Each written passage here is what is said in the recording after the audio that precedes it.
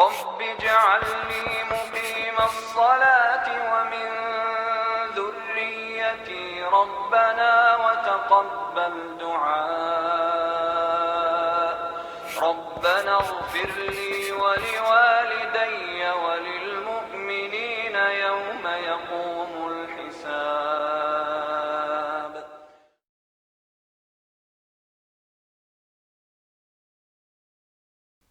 Assalamualaikum warahmatullahi wabarakatuh. Innal hamdalillah nahmaduhu wa nasta'inuhu wa nastaghfiruh wa na'udzu billahi min shururi anfusina wa sayyiati a'malina. May yahdihillahu fahuwal muhtadi wa may yudlil falan tajida lahu waliyyan mursyida. Asyhadu an la ilaha illallah wahdahu la syarika lah wa asyhadu anna Muhammadan 'abduhu wa rasuluhu alladzi la nabiyya ba'dah. Wa qala Allah Subhanahu wa ta'ala, ya ayyuhalladzina amanu taqullaha haqqa tuqatih wa la tamutunna illa wa antum muslimun. Wa qala 'azza man qala, ya ayyuhalladzina amanu taqullaha wa qulu qawlan sadida yuslih lakum a'malakum wa yaghfir lakum dhunubakum wa may yuti'illaha wa rasulahu faqad faza fawzan 'azima. Ya ayyuhan nasu taqu rabbakumul ladzi khalaqakum min nafsin wahidah wa khalaqa minha zawjaha wa batha minhuma rijalan katsiran wa nisaa'a wattaqullaha alladzi tasaaluna bihi wal arham innallaha kana 'alaikum raqiba. Amma ba'du, inna astaqal hadithi kitabullah wa khairal hadi hadi Muhammad sallallahu alaihi wasallam wa syarral umur muhdatsatuha wa kullu muhdatsatin bid'ah wa kullu bid'atin dhalalah wa kullu dhalalatin finnar. Kaum muslimin dan kaum muslimat, para pemirsa Rosa TV dimanapun Anda berada, alhamdulillah kembali kita bertemu dalam kajian kitab Nidaun ila Murabbin wal Murabbiyat. Kita masih bicara masalah adab, di mana yang lalu kita telah bahas terkait dengan adab berkunjung dan meminta izin, di mana dalam surah An-Nur ayat 27 dan sampai 29, di mana Allah Subhanahu wa taala telah menceritakan kepada kita, telah mengabarkan kepada kita bagaimana adab dalam meminta izin, yaitu Allah Subhanahu wa taala firman, ya ayyuhalladzina amanu la tadkhulu buyutan ghairu buyutikum hatta tasta'nisu wa tusallimu ala ahliha. Wahai orang yang beriman, apabila kamu memasuki rumah yang bukan rumah kalian, maka hendaklah kamu mengucapkan salam dan minta izin. Ya, dan minta izin. Dan minta izin ini, izin masuk ini merupakan suatu keharusan. Ketika ucapan salam kita dijawab, itu masih sebatas membalas ucapan salam. Adapun untuk masuk itu perlu meminta izin. Ya, perlu meminta izin. Di mana salah seorang sahabat ketika dia ingin berkunjung di rumah Rasulullah Shallallahu alaihi wasallam, lantas dia mengucapkan sesuatu, ya, bolehkah saya masuk, begitu. Rasulullah SAW berkata kepada pembantunya, ajarkan kepada dia bagaimana cara minta izin. Katakan kepada dia, ucapkan salam, kemudian minta izin untuk masuk. Pembicaraan Rasulullah ini dengan pembantunya didengar oleh sahabat yang ingin berkunjung ke rumah Rasulullah SAW. Sehingga sahabat tadi melalui pendengaran dia, pembicaraan dia mendengar pembicaraan Rasulullah dengan pembantunya, itu sudah cukup menjadi pelajaran bagi dia, sehingga dia pun akhirnya meminta izin, mengucapkan salam dan meminta izin kepada Rasulullah untuk masuk ke rumah beliau. Dan apa yang beliau lakukan? Yang dikatakan sahabat tadi, assalamualaikum a'adkhul, assalamualaikum, bolehkah aku masuk? Demikian ikhwah. Jadi ada dua hal ikhwah. Hatta tasta'nisu wa tusallimu ala ahliha, sampai engkau minta izin dan mengucapkan salam. Jadi ada dua ikhwah, ya, ada dua. Minta izin dan mengucapkan salam. Ini dua hal. Kalau sudah diberikan izin, maka barulah kita dibolehkan untuk masuk. Itulah ikhwah azinallahu wa iyyakum, ya. Baik, kemudian minta izin itu juga ada yang mungkin ketika kita mengucapkan salam tak dijawab, atau minta izin tidak ada balasan dari yang si penghuni rumah, maka kita boleh minta izin sebanyak 3 kali. Kalau seandainya 3 kali ternyata tidak ada jawaban, maka kita diperintahkan oleh syariat untuk pulang balik kanan. tidak meminta izin yang keempat, kelima, keenam, ketujuh dan seterusnya.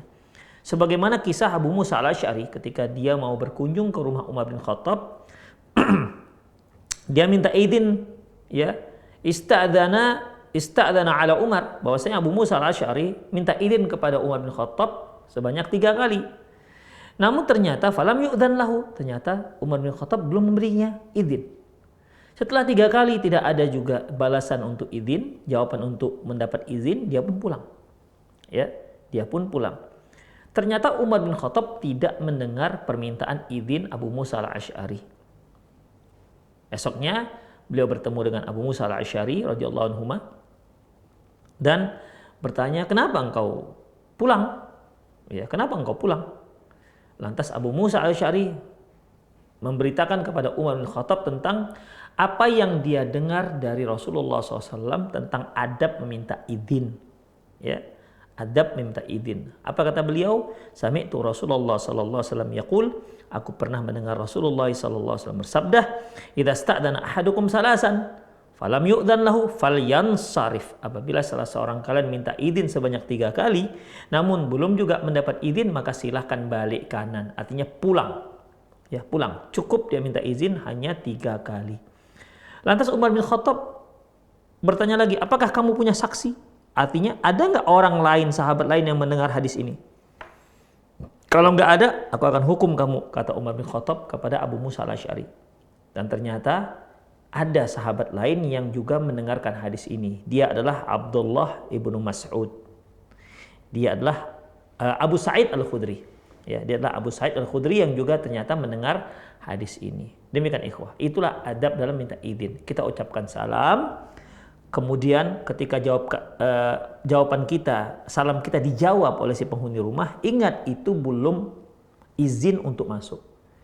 Untuk masuk kita minta izin. Boleh saya masuk? Kalau bahasa Arabnya a'adkhul, boleh saya masuk? Kalau ternyata diperkenankan, silahkan masuk, barulah kita masuk. Jadi kalau ucapan salam kita sudah dijawab, bukan berarti kita nyelonong aja masuk, enggak. Ada yang kedua, ada hal yang kedua yang harus kita lakukan, yaitu minta izin. Dibolehkan masuk apa tidak. Demikian ikhwah rahimanallahu wa iyyakum. Ya, itulah dia. Dan minta izin itu hanya 3 kali. Lebih daripada 3 kali enggak dibolehkan. Ya, lebih daripada 3 kali enggak dibolehkan. Kalau sudah 3 kali kita minta izin, atau sudah 3 kali kita mengucapkan salam, Assalamualaikum, gitu, tak ada jawaban. Assalamualaikum, sampai 3 kali nggak ada jawaban, pulang. Ya, pulang. Demikian ikhwah. Atau kita ucapkan salam, Assalamualaikum, dijawab, boleh saya masuk? Nggak ada jawaban. Assalamualaikum, waalaikumsalam, kata si penghuni rumah, boleh saya masuk? Nggak ada jawaban. Kalau nggak ada jawaban, pulang. Demikian ikhwah. Apalagi kalau seandainya si penghuni rumah keluar dan mengatakan, Pak, Dek, Mas, sebaiknya jangan sekarang ya berkunjungnya, saya sangat sibuk. Maka pulang. Makanya Allah katakan, fa idza qila lakum murji'u farji'u wa in qila lakum murji'u farji'u. Kalau dikatakan kepada kalian pulanglah, maka silahkan pulang, silahkan balik. Jangan sakit hati. Ya, jangan sakit hati. Berarti kalau dia katakan seperti itu, dia belum siap untuk menerima tamu. Karena memang ikhwah tidak semua saat seorang itu bisa siap menerima tamu. Mungkin kita sedang sibuk atau kita sedang tidak mood. Karena kalau kita sedang tidak mood menerima tamu, kemudian kita pun menerima tamu dengan wajah yang tak enak, tentu hal ini membuat si tamu tidak nyaman. Kita inginnya kan menerima tamu itu kita dalam keadaan lapang, bahagia. Jadi kita enak menerima tamu, kita bisa menyuguhkan apa yang bisa kita suguhkan. Kita bisa menerima dengan lapang dada sehingga si tamu pun nyaman. Karena memang syariat Islam mengatakan bahwasanya la yu'minu ahadukum man kana yu'minu billahi wal yaumil akhir falyukrim dhaifahu. Barang siapa yang beriman terhadap Allah dan hari akhirat, hendaklah dia muliakan tamunya. Ya, jadi ketika kita bersedia menerima tamu, berarti waktu itu kita yang benar-benar harus punya hati mood yang pas untuk memuliakan tamu. Kalau kita belum siap menerima tamu, jangan terima tamu. Karena mereka nanti akan kecewa atau minimal nggak nyaman dengan sikap kita. Ya. Demikian ikhwah rahimanallahu wa iyyakum. Itulah dia. Ya, sekali lagi ikhwah rahimanallahu wa iyyakum, dalam masalah ini ya, kalau kita belum siap menerima tamu, jangan terima tamu. Tapi kalau kita sudah siap menerimanya, muliakan tamu tersebut. Ya. Akhi, boleh kita besok datang jam-jam makan siang lah, kata misalnya begitu kan. Oh boleh, silakan. Berarti sudah menerima tamu. Maka wajib bagi si tuan rumah memuliakannya. Tapi kalau dia katakan, aduh saya nggak bisa ini terima, saya lagi sibuk begini dan begitu, maka nggak boleh datang. Kalau kita datang tiba-tiba kita datang ke rumahnya, kita pencet bel atau kita assalamualaikum, keluar, antum masya Allah dari mana, jauh, begini-gini. Aduh maaf saya hari ini sekarang ini nggak bisa menerima tamu. Maka harus lapang dada untuk kembali pulang. Jangan sakit hati karena Anda datang tiba-tiba. Si tuan rumah tidak siap menerima tamu. Demikian ikhwah. Jadi itu dia. Jadi adab ini ada aturan untuk yang bertamu, ada aturan untuk yang menerima tamu. Bagi yang bertamu, apakah dia memberitahu sebelumnya? Ya kalau seandainya dia sudah beritahu dan sudah dia bisa menerima, maka si tuan rumah wajib memuliakan dia. Si tuan rumah wajib memuliakan tamu. Tetapi kalau dia belum siap, maka jangan ada ganjalan dalam hatimu, wahai para tetamu. Apalagi kalau Anda datang tiba-tiba. Ya, syukur-syukur diterima. Kalau seandainya dia tidak terima, dia gedor, kemudian juga tidak ada keluar, atau mungkin dia keluar, kemudian dia katakan dia nggak bisa terima tamu, maka lapangkan hati Anda karena kesalahan ada pada Anda sebagai tamu, bukan dia sebagai penerima tamu. Demikian ikhwah rahimanallahu iyyakum. Ya, jadi memuliakan tamu itu wajib. Ya, fal yukrim dhaifahu, muliakan tamumu. Demikian ikhwah azinallahu iyyakum. Dimuliakan ini bagaimana ikhwah? Ya, kalau kita punya cemilan silahkan keluarkan. Kalau kita memang makanan cukup untuk tamu, untuk kita dan tamu, ya diajaklah tamunya makan. Demikian ikhwah, kalau seandainya tempatnya kita bisa baguskan tempat kita. Demikian ikhwah. Artinya memang kita muliakan dia, memang kita mampu dan kita punya waktu dan kita sanggup. Kadang-kadang kita sanggup tapi tak punya waktu.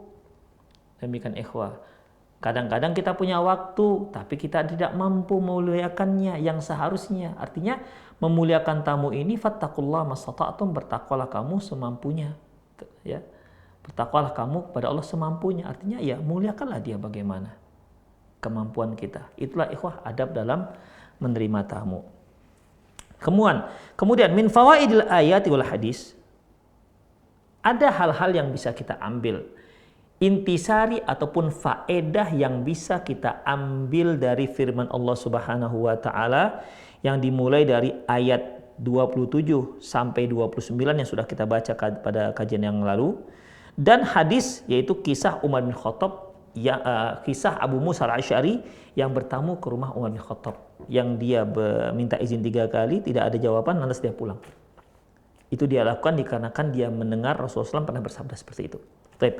Apa faedahnya? 1. Ala zair alla yadkhulal bait qabla ayyasta'din min ahliha. Bagi si pengunjung, bagi si tamu, enggak boleh masuk rumah hingga dia mendapat izin dari si pemilik rumah. Hingga dia mendapat izin dari si penghuni rumah.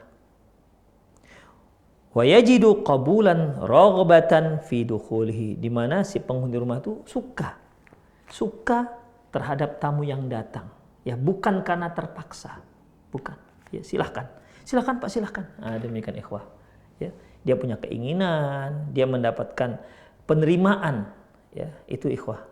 Sekali lagi bahwasanya tak boleh masuk ke rumah orang lain karena ayat mengatakan ya ayyuhalladzina amanu, wahai orang beriman, la tadkhulu buyutan ghaira buyutikum. Jangan kamu masuk ke rumah yang bukan rumah kamu. Berarti kalau kita masuk ke rumah kita tidak perlu minta izin. Assalamualaikum, buka pintu masuk. Ya, buka pintu ada orangnya, assalamualaikum. Demikian. Ya, itulah dia ikhwah rahimanallahu wa iyyakum. Intinya kita nggak perlu minta izin, cukup mengucapkan salam. Cukup mengucapkan salam kepada si penghuni rumah, istri kita, anak kita. Tapi kalau minta izin nggak perlu, karena itu rumah kita.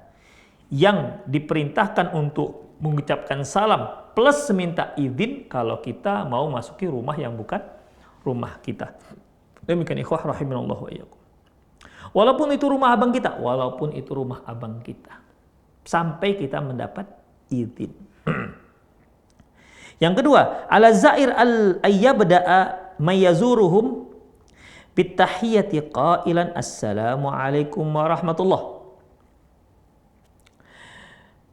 Bagi si pengunjung atau si tamu, hendaklah ketika dia berkunjung, dia mulai ucapan dengan ucapan salam, assalamu alaikum.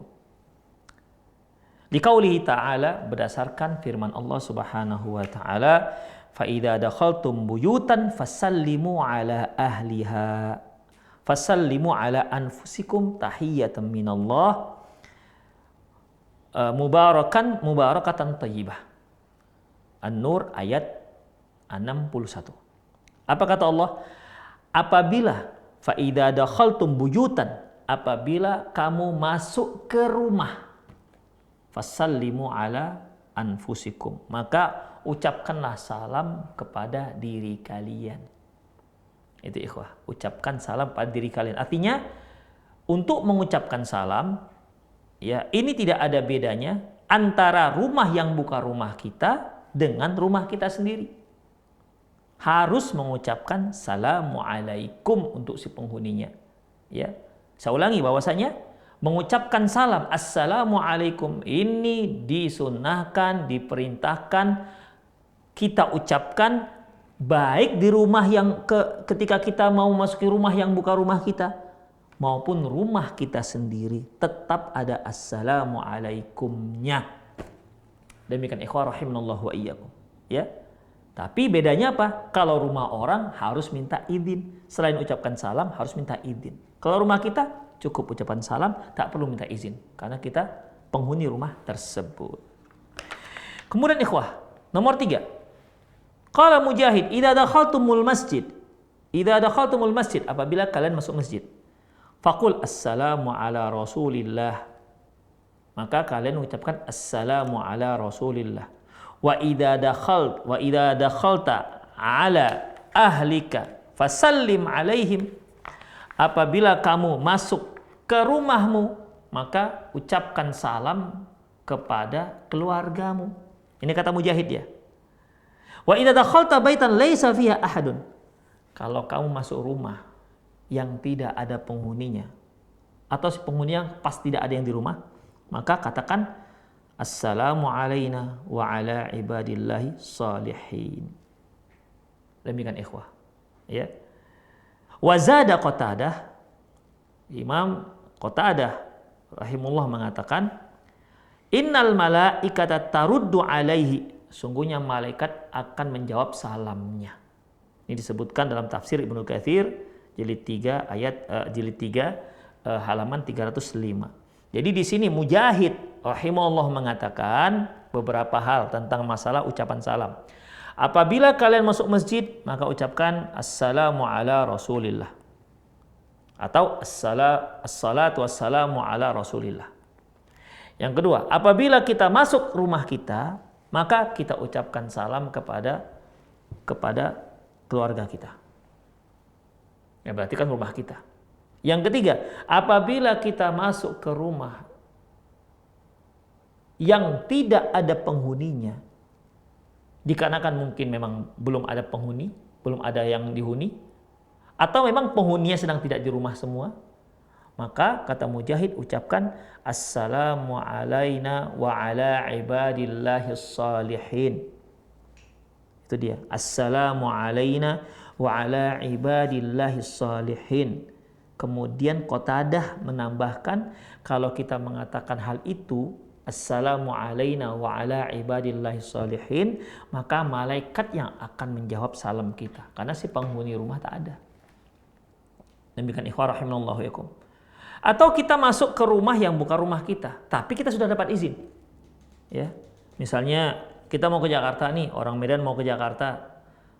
Dia mungkin punya teman di sana, dia punya apartemen. Udah, kamu kalau di Jakarta tinggal di apartemen saya aja. Silakan tinggal, mau terserah mau berapa hari di sana. Nggak ada kok yang nempatin. Nanti kuncinya ambil gini-gini segala macamnya. Udah. Masuklah kita ke apartemen dia. Itu kan bukan rumah kita. Ya, apartemen itu bukan rumah kita, tapi kita sudah dapat izin. Dan tidak ada penghuninya, maka kita masuk assalamu alaina wa ala ibadillahis salihin. Itulah yang disebutkan oleh Mujahid dan Qatadah. Baik. Wala farqa fil lafzis salamu bainar rijali wan nisa. Tidak ada bedanya ucapan salam, lafaz salam antara laki-laki dan wanita. Ikhwah, begini maksudnya. Ya. Kalau kata ganti, ya, domir, ya, kata ganti orang kedua atau mukhatab, kalau dia mufrad ka, kalau dia musannah kuma, kalau dia kum, kalau dia jamak kum. Itu kalau mukhatabnya laki-laki. Tapi kalau mukhatabnya perempuan, mukhatabah perempuan, yaitu orang kedua, orang yang diajak bicara, kalau dia perempuan ki, kalau dia kalau satu orang perempuan ki, kalau dua orang perempuan kuma, kalau perempuannya banyak maka kunna. Ya, kunna. Seharusnya kan kalau kita bertemu dengan sekumpulan laki-laki kita katakan assalamu alaikum, karena kan mereka mukhatab lebih daripada dua orang. Kalau seandainya yang kita temui itu adalah sejumlah kaum wanita, maka kan seharusnya kita katakan assalamu alaikunna. Seharusnya kan begitu, tergantung dengan siapa yang kita ajak bicara. Demikian ikhwah. Tetapi untuk ucapan salam, la farqa fil lafzis salam baina rijali wan nisa. Ya. Ucapan salam ini tidak ada bedanya. Lafaz ucapan salam tidak ada bedanya antara laki-laki dan perempuan. Ketemu dengan wanita, assalamu alaikum. Kita boleh misalnya ketemu dengan satu orang laki-laki. Seharusnya kan assalamu alaika, seharusnya sih. Ya. Tapi boleh kita katakan assalamu alaikum. Boleh nggak kita katakan assalamu alaika? Boleh. Ya. Boleh. Sebagaimana ikhwah rahimanallahu wa iyyakum ketika Abu Hurairah radhiyallahu an berkunjung ke rumah ibunya. Ya. Dia tempatnya di daerah Aqiq namanya, ya, Aqiq di pinggiran kota Madinah. Taib, Abu Hurairah ketika belum lagi dia memasuki rumah ibunya, sudah masuk pekarangan, apa katanya? Alaikissalam, alaikissalam ya ummi. Alaikissalam. Itu pakai kalimat ki dia. Karena memang kan ibunya perempuan, satu orang. Ya. Ibunya menjawab wa alaikassalam. Ya, wa alaikassalam dengan satu orang mukhatab. Demikian, boleh ikhwah. Ya. Jadi ucapan salam itu sebenarnya ya kalau bagi mereka yang memang pandai mahir mengolahnya antara antara mufrad dengan musanna untuk dan jamak untuk laki-laki, silahkan. Tapi kalau dia ucapkan assalamualaikum ya tidak apa-apa. Ketemu dengan perempuan assalamualaikum. Ya. Demikian ikhwah rahimanallahu wa iyyakum. Fal mar'atul muslimah tusallim 'alan nisa. Seorang wanita muslimah boleh mengucapkan salam kepada kaum wanita. Wa ala aqaribiha minar rijali muhramin. Ya, muhramin 'alaiha ka ikhwatiha wa auladiha.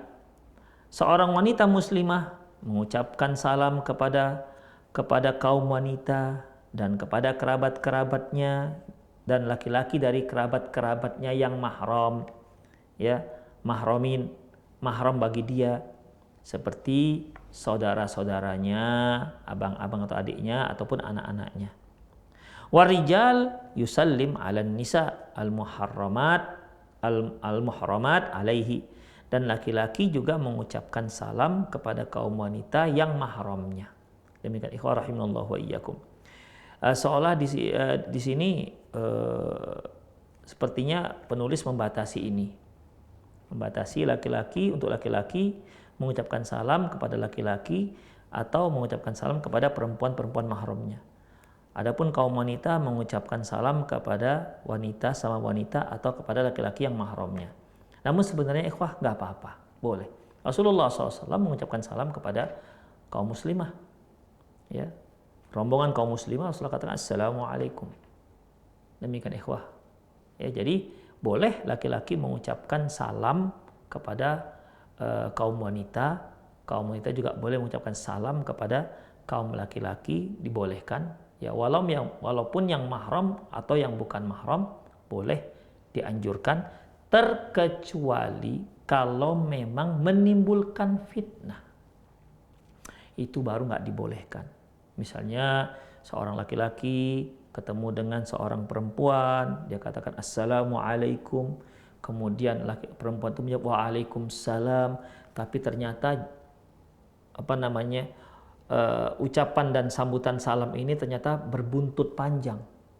Terfitnahlah dia, siapa ya kira-kira wanita yang menjawab salam tadi, kok Masya Allah solehahnya luar biasa, terngiang-ngianglah, apalagi dia nggak pakai cadar, wajahnya terlihat, akhirnya terbayang-bayang wajahnya, demikian juga si akhwatnya, maka ini nggak dibolehkan. Kalau menimbulkan fitnah, maka dilarang laki-laki mengucapkan salam kepada wanita yang bukan mahramnya maupun sebaliknya. Itu ikhwah. Ini fatwa Al-Hafidz Ibnu Hajar Asqalani dalam kitab beliau di Fathul Bari. Ya, tidak dibolehkan. Tapi kalau nggak ada tidak ada menimbulkan fitnah, boleh. Hukum dasarnya boleh seorang muslim mengucapkan salam kepada siapa saja yang muslim yang lain. Demikian ikhwah rahimanallahu wa iyakum. Allahu a'lam bissawab. Yang keempat, la yajuzul mar'atu lil mar'ati dukhul fi ladari ahadin duna idnin kama hiya adatu ba'dun nisa. Tidak boleh seorang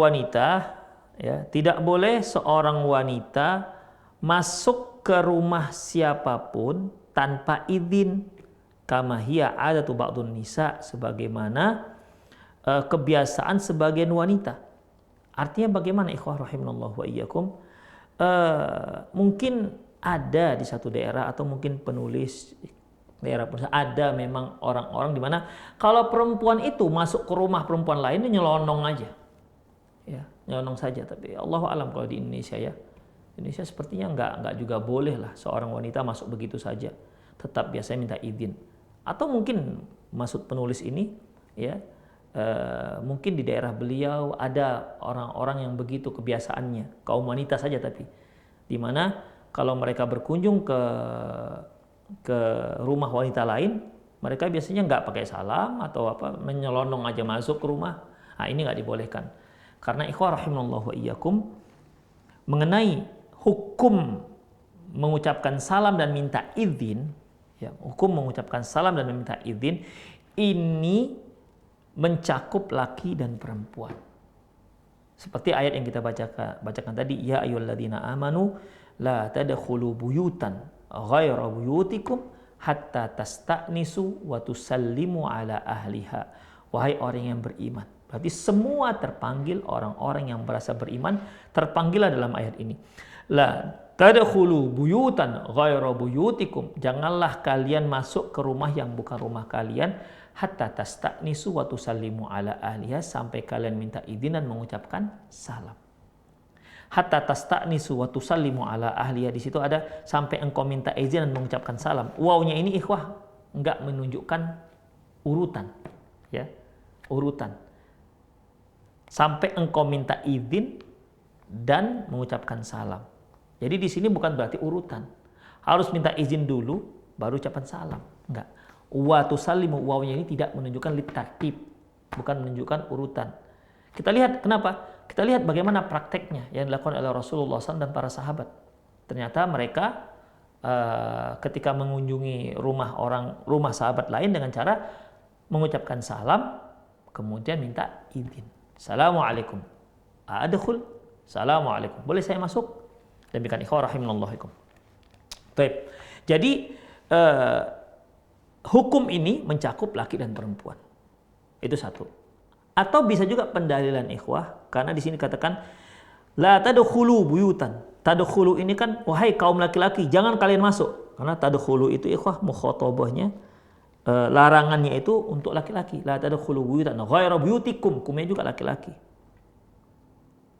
Ini bagaimana ikhwah? Rasulullah SAW bersabda, innaman nisa min syaqaiqir rijal. Sesungguhnya wanita itu termasuk saudara kandungnya laki-laki. Artinya ikhwah, semua hukum yang Allah tujukan kepada laki-laki lafaznya, maka itu juga mencakup kaum wanita. Ya, mencakup kaum wanita.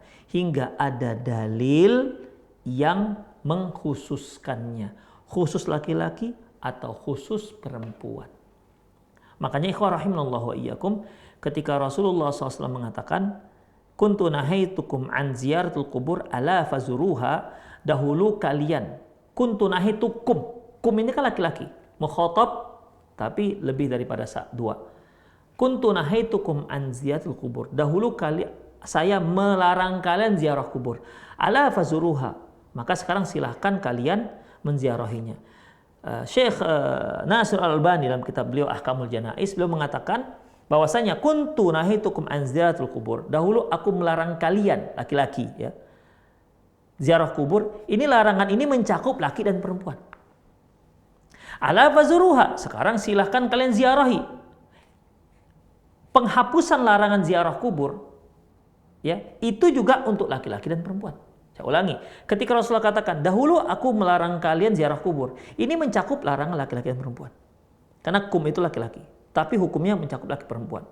Ala fazuruha, sekarang silakan kalian ziarahi. Berarti larangan yang tadinya dilarang laki-laki dan perempuan, kemudian sekarang sudah nggak dilarang lagi, bahkan dia dianjurkan. Silakan wahai kalian laki-laki dan perempuan ziarahi kubur. Hanya saja bedanya, kalau laki-laki boleh sering-sering, kalau perempuan nggak boleh. Sebagaimana sabda Rasulullah, la'anallahu zawwarat. Allah melaknat para wanita yang sering-sering ziarah kuburan. Artinya di sini hukumnya laki-laki sama dengan hukum perempuan. Demikian ikhwah rahimanallahu wa iyyakum. Ya.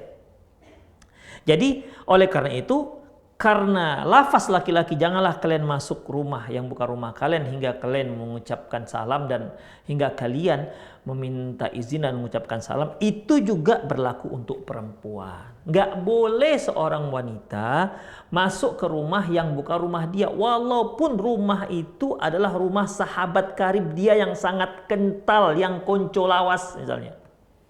Udah sangat lawas konconya misalnya. Sangat kental pertemanannya, tetap saja kalau dia memasuki rumah temannya itu hatta tasta'nisu wa tusallimu ala ahliha, hingga dia minta izin dan mengucapkan salam. Kemudian farubbama kana rajul wahdahu fil bait, karena bisa saja di rumah itu hanya ada laki-laki. Wa taqa'u al-khalwah al-muharramah, sehingga terjadilah berkhalwat, berdua-duaan. Demikian ikhwah. Sebenarnya juga, kalaupun nggak ada laki-lakinya, hanya ada seorang istri punya teman karib dia. Teman karibnya ini nggak boleh dia masuk ke rumah tersebut sampai dia dapat izin dan mengucapkan salam. Baik ada suaminya maupun nggak ada suaminya. Apalagi kondisinya seperti ini. Istri tak ada, hanya ada suami, temannya datang nyelonong begitu saja, tentu akan berbahaya ikhwah. Ya, akan terjadilah khalwat. Wa rubbama kana uryanan aw naiman ma ahli. Bisa saja kalau dia masuk nyelonong begitu saja, si penghuni rumah mungkin si suami itu sedang tak pakai baju atau dia sedang tidur bersama keluarganya dan seterusnya. Ya intinya tidak boleh lah. Laki perempuan nggak boleh dia masuk ke rumah yang bukan rumahnya sampai dia mengucapkan salam dan minta izin. Nomor 5, ihdar ayyu'awwada, ihdar antu awida ahlaka wa auladak al-kadhib fatusiyahum mathalan ayyaqulu idza daqqal bab ya ghairu majudin idza daqqal bab ghairu majudin anta wa anta fid dar Ayyaqulu idzaqal bab wa mawjudin wa anta fiddar. Kemudian hati-hati kata penulis. Jangan kamu biasakan keluargamu, apalagi anakmu berbohong, di mana kamu berpesan kalau ada orang yang nanti datang mengetuk pintu, katakan saya tak ada. Kan bohong ikhwah. Misalnya si A misalnya tidak ingin bertemu dengan tamunya ini, ya, tidak ingin bertemu dengan tamunya. Misalnya dia dengar Assalamualaikum, dengar dari luar, aduh ini si fulan begitu.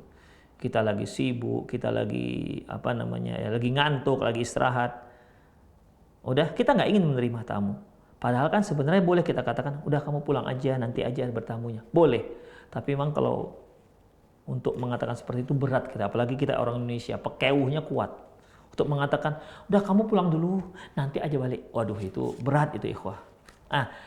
Karena pekewuh kita itu sangat kental dan tebal, akhirnya ada orang-orang yang memang lebih baik berbohong. Itu dia ikhwah. Akhirnya dia pesan ke anaknya, nah nanti kalau bapak itu datang, bilang ya bapak nggak di rumah. Bilang ya ayah nggak di rumah. Datanglah teman bapaknya ini, teman ayahnya ini. Ayah ada. Aduh nggak ada om, ayah nggak di rumah. Padahal di rumah. Ini kan pembohongan. Ya, ini satu hal yang nggak dibolehkan ikhwah. Itu pembohongan. Ini yang dimaksud penulis. Ihdar ayyu'awwida ahlaka wa auladak al-kadhib. Jangan kalian biasakan keluargamu ataupun anak-anakmu berdusta dengan cara seperti ini. Wa anta fiddar, padahal kamu ada di dalam. Tapi kamu pesan katakan kepada tamu, bapak nggak di rumah. Wal ajdar an ta'tadzir 'anil khuruj idza kunta masyghulan. Lebih baik kamu pesan pada anakmu atau istrimu ketika datang tamu misalnya, lebih baik pesankan, aduh bilangkan saja ayah nggak bisa terima tamu, ayah lagi sangat sibuk, atau kalau sudah ayah sedang istirahat begitu. Itu lebih baik ketimbang bohong ayah nggak di rumah padahal lagi tidur di rumah. Jadi kita sebenarnya jujur saja seharusnya, nggak usah pakai bohong-bohong. Nggak usah pakai jaga-jaga image, jaim begitu supaya kita tetap dikatakan seorang yang benar-benar setia kawan, perhatian dengan Allah. Sudahlah ikhwah. Kita berteman itu karena Allah Subhanahu wa taala, bukan dikarenakan ini dan itu. Katakan saja, ya pesan dengan anakmu, pesan dengan anak Anda atau istri Anda, bilangkan nanti kalau Bapak fulan datang bilang ayah belum bisa terima tamu, ayah capek, ayah lagi sibuk sekali, ada yang harus dikerjakan atau ayah sedang istirahat. Itu lebih baik, jujur-jujur saja. Ya kalau seandainya dia tidak terima, dia tersinggung, itu urusan dia. Seharusnya dia nggak boleh tersinggung. Karena hak untuk menerima tamu adalah kita sebagai penghuni rumah. Ingat ayat tadi, wa idza qila lakum murji'u farji'u. Kalau dikatakan kepada kalian wahai tamu, ya, yang mau bertamu, pulanglah, maka pulanglah. Jangan ada rasa berat sama sekali di hatimu. Demikian ikhwah rahimallahu. Falidzalika khairun minad dunya wal akhirah. Khairun fid dunya wal akhirah. Yang demikian itu lebih baik untukmu di dunia dan di akhirat. Demikian ikhwah rahimallahu wa iyyakum. Wa 'ala zair ayyaqbal al-'udhr. Bagi orang yang bertamu, terimalah uzur si penghuni rumah yang memang belum bisa nerima tamu. Harus lapang dada kita, ya. Harus lapang. Makanya ikhwah, yang paling baik kita kan mudah ada komunikasi. Komunikasi melalui WhatsApp juga nggak mahal. Kalau dulu mungkin langsung telepon mahal. Sekarang Masya Allah mudah kita berkomunikasi. Kita nelpon lama-lama, 1 jam 2 jam juga nggak banyak, habis uang. Teleponlah terlebih dahulu. Gimana saya mau bertamu, boleh apa tidak? Kalau dikatakan, aduh besoklah ya saya ada jawaban, tanya lagi. Enggak juga, ya sudah berarti jangan datang. Berarti dia berat untuk menerima dikarenakan apa? Dikarenakan dia sedang sibuk. Dan kalau dia katakan misalnya, aduh nantilah ya, nanti saya pertimbangkan begitu. Jangan didesak-desak. Kapan Aki? Saya mau datang ini. Kapan? Bilang aja kapan gitu. Oh sebentar ya gitu. Jangan didesak-desak lagi. Berarti dia sedang berat menerima tamu. Karena kita khawatir kalau didesak-desak mau tidak mau dia harus menerima. Begitu. Karena bagaimanapun orang kan ada segan-segannya juga. Apalagi kita orang Indonesia ikhwah. Ya, jangan didesak. Kemudian Bagi yang berkunjung, hendaklah dia menerima alasan si penghuni rumah yang nggak bisa menerima dia sebagai tamu. Liqaulillahi ta'ala, berdasarkan firman Allah Subhanahu wa taala, fa in qila lakum irji'u farji'u huwa azka lakum. Surat Nur ayat 28. Apabila dikatakan kepada kalian pulanglah, maka pulanglah. Itu lebih suci untuk hati kalian. Allah yang mengatakan itu lebih suci untuk hati kalian. Demikian ikhwah rahimanallahu iyakum. Taib, itu saja insyaallah. Berikut nanti kita ada berapa poin, ada yang bisa diambil faedah dari ayat dan hadis, ayat-ayat tentang minta izin dan hadis kisah Umar bin Khattab dengan Abu Musa al-Asy'ari. Itu bisa ada sampai 13 poin. Kita masih 5 insyaallah kita bacakan untuk poin ke-6 sampai ke-13 di kajian yang akan datang. Demikian ikhwah, aku qouli hadza wa astaghfirullah li wa lakum wa lisal muslimin innahu wal ghafur rahim. Bagi para pemirsa yang ingin bertanya, Anda bisa telepon langsung. Anda bisa telepon melalui via telepon yang ada tertera di nomor tertera yang tertera di nomor pesawat televisi Anda, atau Anda juga boleh bertanya melalui via WhatsApp langsung dengan nomor yang ada. Atau kalau Anda ingin langsung ke nomor saya ini juga dibolehkan, yang khusus untuk tanya jawab, yaitu di 0813 600 600 61 0813 600 600 61. Baik. Silakan, kita tunggu pertanyaan para pemirsa sekalian. Taib ikhwah rahimanallahu wa iyyakum. Assalamualaikum Ustadz, mau bertanya di luar tema. Apa solusi ketika terlambat bangun subuh sementara kita harus mandi wajib setelah berhubungan dan saya harus merebus air dulu karena tidak bisa mandi dengan air dingin? Mohon jawabannya Ustadz. Taib ikhwah rahimanallahu wa iyyakum. Begini. Ya. Ketika seorang berhubungan, berarti dia harus punya prefer waktu untuk sholat subuh. Ya, untuk sholat subuh. Dia harus niatkan. Misalnya nih, hubungannya malam misalnya. Mungkin mau tidur atau pertengahan malam teringat ada kepingin mereka lakukan. Maka pertama dia harus niat. Misalnya subuh jam 5.15. Dia harus niat benar. Saya akan bangun jam 4:30. Bismillah gitu. Harus ada niat kuat. Kenapa? Dia tahu dia nggak bisa. Dia nggak bisa mandi dengan air yang sudah ada karena dingin. Ya. Mungkin dikarenakan cuacanya dia berada di daerah dingin. Kalau di Medan misalnya, di daerah Brastagi sana ya, di Brastagi tempat tinggi dan dingin airnya. Atau mungkin pada saat itu sedang cuaca dingin. Atau mungkin memang kebiasaan manja, dikarenakan tidak bisa pakai air itu langsung, harus pakai air hangat misalnya. Ya boleh sih seorang mandi pakai air hangat, gak ada masalah, bukan satu aib. Ya, itu kan tergantung kebiasaan. Baik. Kalau dia seperti itu, dia harus niatkan. Insya Allah saya akan bangun jam 4:30. Kenapa? Karena adzan jam 5.15, sementara saya harus mandi, sementara saya harus rebus air. Niatkan dulu dengan cara yang baik. Ya, niatkan dengan niat yang kuat. Jangan nggak kuat. Terbangun, nggak, ya udah, nggak bisa seperti itu, ikhwah. Harus kuat niatkan. Cara bagaimana? Mungkin setel jam beker, atau mungkin minta tolong pada istri. Nanti adik kalau bangun tolong dibangunkan abangnya, jangan lupa begitu. Jadi ada usaha, ikhwah, ada usaha. Setelah usaha kita maksimal, atau mungkin usahanya, Ustadz saya kalau jam 1 jam beker nggak bisa. Oh, buat 2. Kan jam beker mudah, di HP bisa. HP antum berapa? 2. Dua-duanya dibuat. 1 di telinga kanan, 1 telinga kiri. Kurang juga, minta tolong minjam HP istri. Jadi 3 misalnya. Demikian. Artinya udah ada usaha. Namun begitu pun nggak terbangun. Istri pun tak terbangun misalnya. Terbangunlah jam 5:15 pas azan. Sementara Anda tidak bisa mandi tanpa air panas. Jadi bagaimana? Ya rebuslah dulu. Karena la doror wala diror. Tidak boleh membahayakan dan tidak boleh dibahayakan. Ya mungkin Anda pengalaman kalau mandi dengan air itu akan masuk angin, kadang-kadang mencret atau bisa demam segala macam. Kalau begitu ya sudah, tidak apa-apa. Buatlah 2 air panas, ya, berupaya cepatlah ya. Gimana Ustadz, sudah di masa air panas, sudah cepat, ternyata nggak bisa sholat subuh ke masjid. Ya sudah, insya Allah Allah maafkan. Tapi ingat, harus ada usaha dulu sebelumnya. Ya, harus ada usaha semaksimal mungkin. Jika ternyata sudah usaha semaksimal mungkin tak juga bisa, maka buatlah kita gimana maksimalnya. Begitu ikhwah. Ternyata nggak bisa juga, nggak bisa mendapatkan sholat berjamaah. Ya sudah, yang penting dia harus sholat semampunya. Demikian.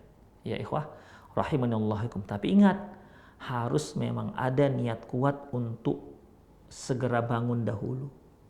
Itu dia. Ya. Bukan tidak ada usaha. Kalau dia nggak ada usaha, nggak bisa saya katakan. Jam beker, dia tahu jam beker nggak disetelnya.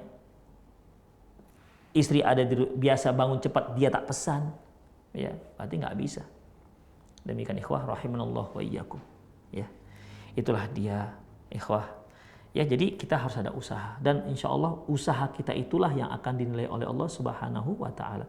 Insya Allah, kalau kita sudah usaha, ternyata kita nggak terbangun pada tepat waktunya, kita harus masak air sehingga nggak bisa sholat subuh gara-gara itu. Maka gimana ikhwah? Allah akan beri kita pahala seperti orang yang sholat subuh berjamaah. Tapi dengan catatan kita memang setiap hari sholat berjamaah. Tetapi kalau nggak sholat berjamaah, nggak akan mendapatkan pahala sholat berjamaah jika kita memang tidak biasa sholat berjamaah. Allahu a'lam bishawab. Semenjak anak menikah, saya tinggal dekat mertua. Hubungan saya dengan suami tidak harmonis dan sering bertengkar. Selain itu, suami kurang bertanggung jawab terhadap kebutuhan istri dan tidak mandiri. Saya putuskan untuk pindah, dan hasil kami tidak pernah lagi bertengkar dan suami sudah berubah. Tak berapa lama mertua nyuruh pindah lagi dengannya. Tapi saya tidak mau. Apakah saya berdosa apabila tidak mengikuti perkataan suami Ustadz? Syukron jawabannya. Ikhwah rahimanallahu. Yang seperti ini itu tidak bisa jawaban satu. Ya. Kalau kita ambil datarnya aja, hukum asalnya, ya anti harus ikut suami.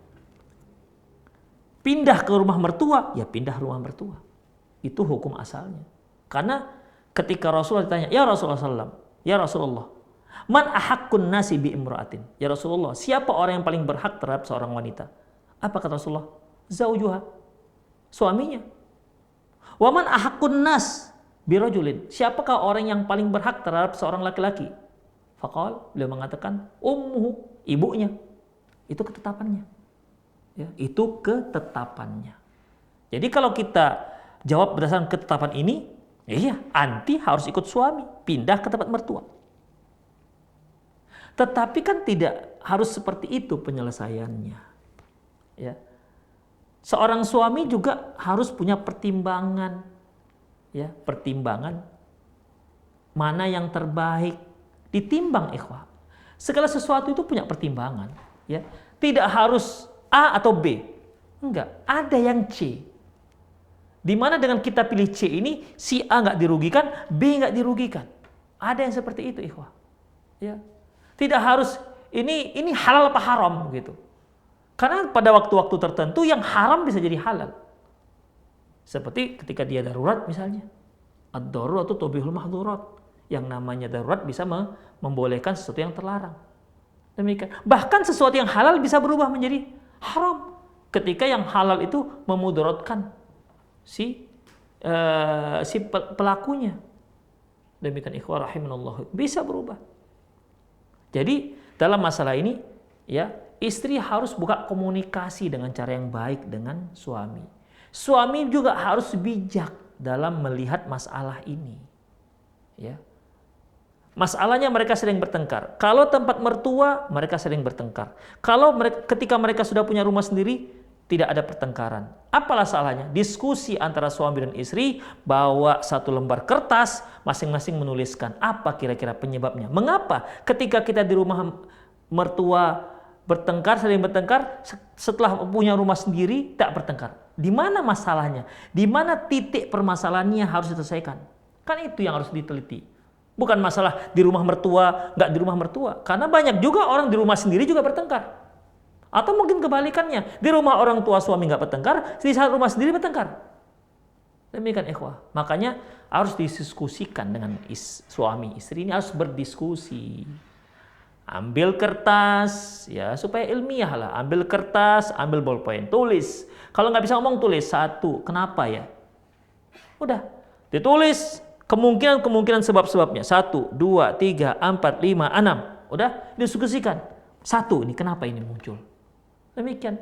Karena bagaimanapun, kata orang Melayu, kalau nggak dikarenakan ada berada, nggak akan burung tempura bersarang rendah. Artinya, kalau burung tempura itu dia bersarangnya tinggi. Kalau dia tiba-tiba sarangnya rendah, berarti di bawah itu ada sesuatu yang membahayakan orang yang akan mengambil sarang tersebut. Entah sarang ular, entah apalah namanya, begitu ikhwah.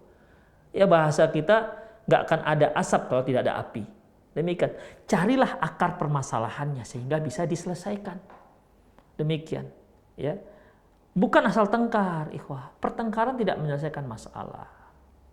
Pertengkaran dalam rumah tangga itu sering malah membuat masalah kecil menjadi sangat besar. Demikian apa? Demikian ikhwah, para pemirsa. Kenapa? Tidak diselesaikan secara bijak. Makanya saya katakan tadi, kalau kita ambil hukum datarnya, ya begitu. Istri wajib taat suami, ikut ke mertua, karena itu keputusan dia. Selesai. Ya, hukumnya. Tapi kan tidak seperti itu. Tidak harus seperti itu.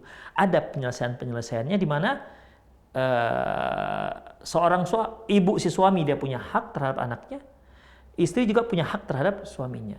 Ditimbang mana kira-kira. Insya Allah. Kalau diskusikan, insya Allah akan dapat jalan keluar. Yang kedua, bertakwa kepada Allah. Wa may yattaqillaha yaj'al lahu makhraja. Barang siapa yang bertakwa kepada Allah, Allah akan beri dia jalan keluar. Allah pasti akan beri dia jalan keluar. Wa yarzuqhu min haitsu la yahtasib.